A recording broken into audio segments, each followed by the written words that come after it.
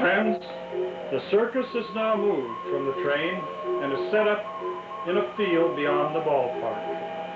People are entering so we can move to the show. The first place we will visit will be the menagerie. Before the advent of the zoo and television, the trained circus brought animals from around the world to hundreds of cities and towns, where they were viewed live by thousands of people for the first and only time. As the end of the circuses declined, many animals were sold to the zoos and parks.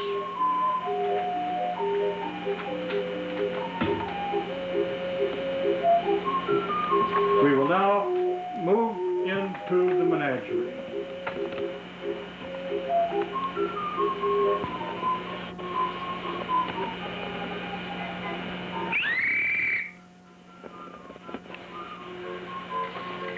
You may notice that there are no power lines in the area where the circus is set up. In the early days, power companies did not have lines in those areas, so it was necessary for the shows to carry their own generators to supply power for the show. You will notice on this end there is also a generator, which we will take a closer look at in a moment, and also one on the other side. The menagerie tent, or top, according to circus lingo, is of a size 60-foot rounds on the ends and 4 45-foot middles with 60-foot poles. The canvas sections are sewn and laced together, similar to a large tent. The tent was raised with blocks tied to the bale rings, similar to the large ones, and it has quarter poles and side poles.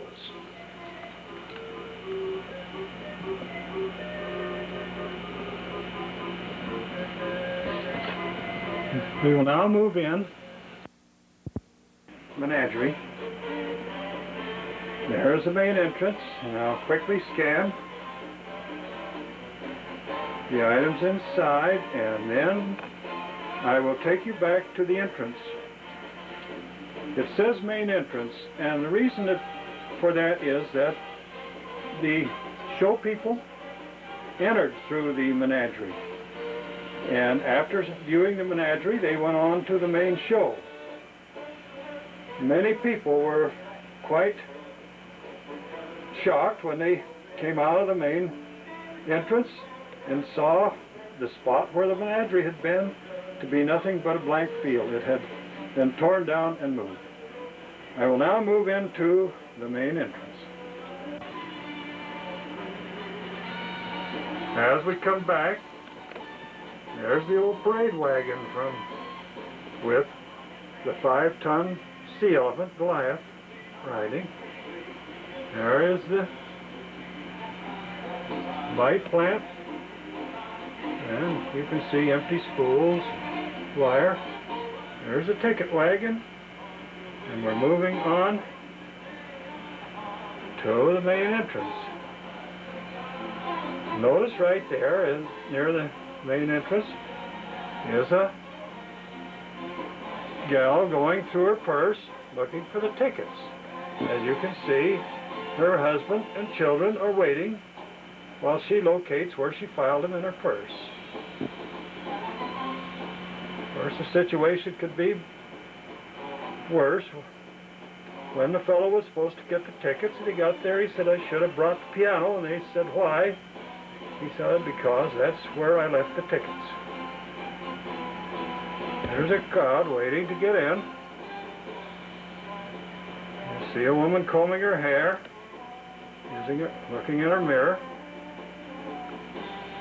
and perhaps adding a little lipstick to look better for the animals. Well, we can now, you see the ticket sellers. And we will move inside to get a better view of what's inside here. We are now inside. The first thing we see is a little stand that sells hot dogs, Cracker Jack, and Coca-Cola for the princely sum of 5 cents. And next we see a jungle red python. And we can get in there, we can look at him.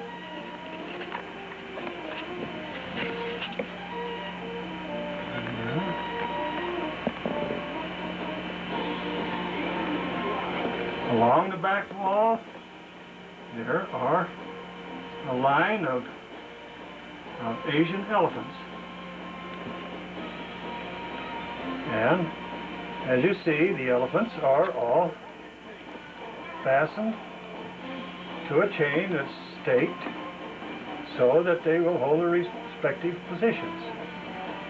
We are next viewing some American elk. Alongside the elk are some Peruvian llamas. And then we go to the giraffes. That's more giraffes than most of the circuses have. Now, next is some Alaskan moose. And if you can see in the corner, there are some camels lying down. Those are dromedary camels. The dromedary camels have one hump. We will now move to the center. We will see, I think first, is some wild boar. I can get the pictures. There's some black Nubian lions. The next cage has a group of African monkeys. On to the Royal Bengal tigers. Then we can see the sea lions and the hippopotamus. The hippopotamus is known as the world's largest blood-sweating animal. The reason it's called this is because its skin must remain moist, and when it can't get in the water, it perspires, and the perspiration is red. Therefore, they call it blood sweating. We move down now to see some African elephants. And you can also see that they are chained to their stake. And in the pen next to it are some chamois.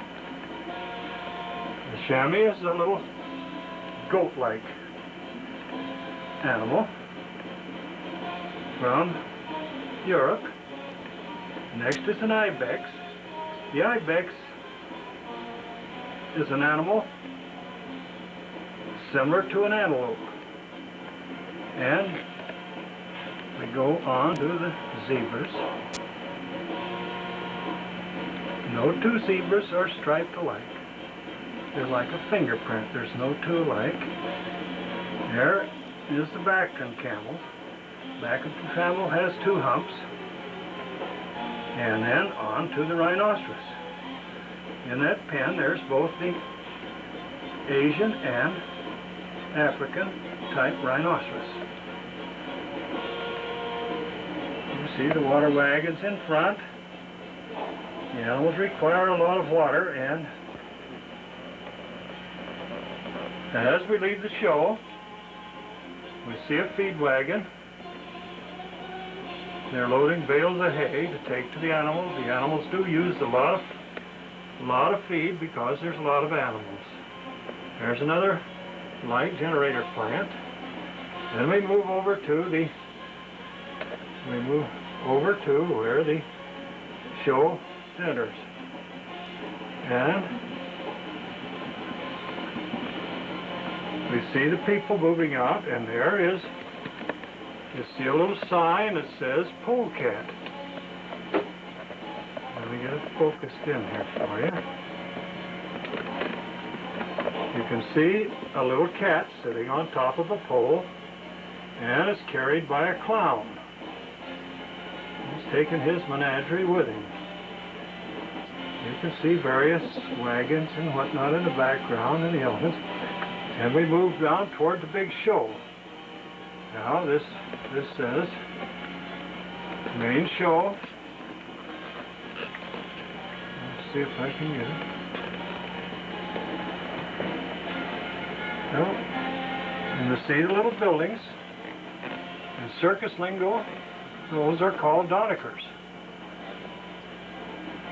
I guess normally we call them toilets or restrooms. And you see, this was back before the days when everyone used the same. There's men and women's both. There's a balloon vendor up near the entrance to the main entrance to the circus. And for a nickel apiece, they seem to do good business. Welcome to this circus.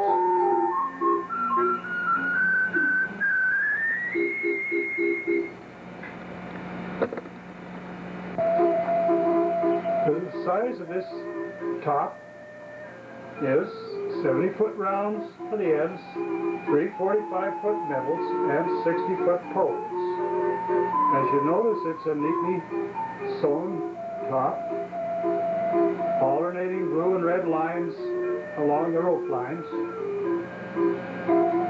and is a very nice addition. Action. For extra fare items, normally contains the unusual, oddities, and freaks. No, not freaks, just strange people. It has fortune tellers, snake charmers, and sometimes a so-called coot show. For men on the banner line was an exaggerated group of paintings to attract people to the show. You can hear the band playing, so I'm going to move in closer and show you the band and the banner line.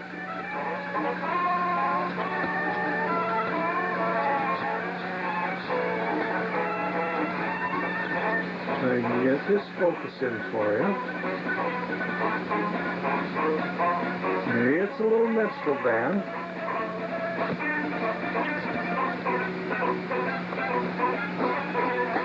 Along with the barker.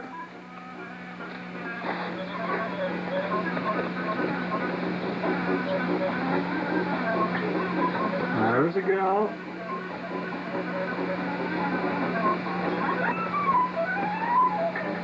I'll show you the banner line. There's a magic carpet. Sultan and crew, I think the crew is part of his harem. There's Mademoiselle, the prophetess, sees your future. Giant tortoise from the coast of Africa. The bird woman, a freak, believe it or not. And the Zulu warriors, the giant Zulu warriors that you will see inside. There's the Fat Lady Twins, along with Johnny, the from Call for Phyllis Morris. There's the Sea Wonders, Walrus, Sea Dog, Sea Lion. There's the Thin Man, the living skeleton. There's midget horses from El Grande Canyon. They're an unusual thing. There's Avon the Great, the alligator wrestler.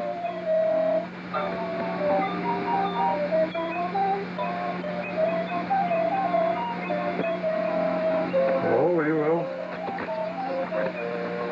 move inside and see more. Alright, we are moving inside. The first thing we will notice is the little end of the trail. by James Earl Fraser, who sculptured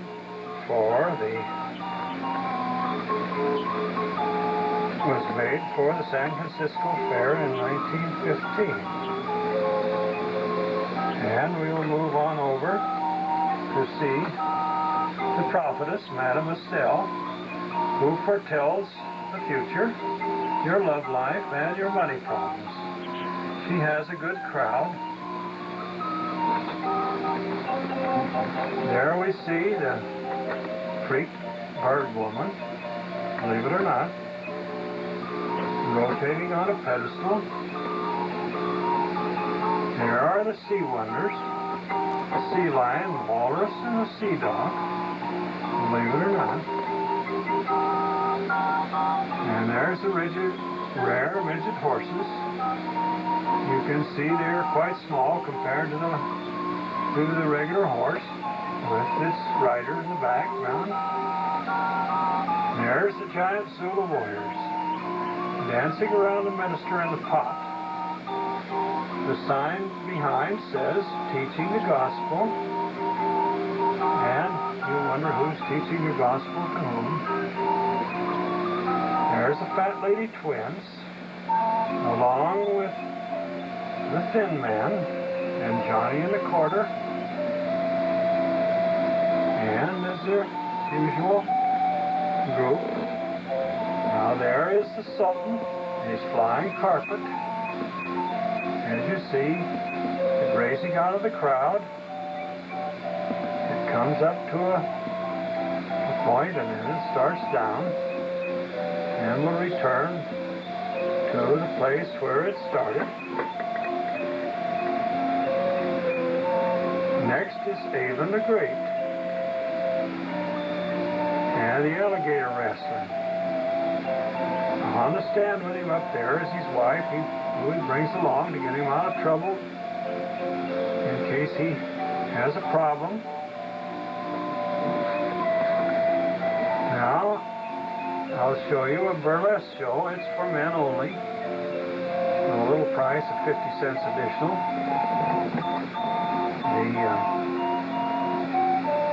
It seems to be well occupied. So I'll move on to show you the giant tortoise from the coast of Africa. You see one young lady taking a ride on the back of a tortoise. I'll move on to the 1914 Morris car, which is quite an antique. The refreshment stand. And then the 1913 Stutz Bearcat. That is all that the sideshow has at this time. So we will move on out. There was a little accident out here. I think the horse threw the rider, and they are putting him in the ambulance. The old ambulance, this is, as you see with its blinking light, is a 1931 Ford. There's always excitement around the backyard of a circus. We're in this area. I noticed another item. I'll bring it back to you. The vagabond. He's alone, homeless, and unwanted. This 55-year-old Rajneesh, he was abandoned by his staff, persecuted by the INS, and forced to return Oregon to its rightful owners. But you can help. For a donation of all your worldly goods, you can adopt this vagabond. I'm going to return now and show you the operation of the flying carpet that is presently in the sideshow. One of these harem gals riding the flying carpet. This is to be part of a sideshow. We're showing it to you now to show you how it operates. And I'm going to show you, as you see, when it gets to the bottom, I'm going to also show you how it works. Underneath this portion is a motor, and the motor has a cam, and as you can see, as it turns, it raises the flying carpet up, makes its revolution, starts down, and brings it back to the floor again.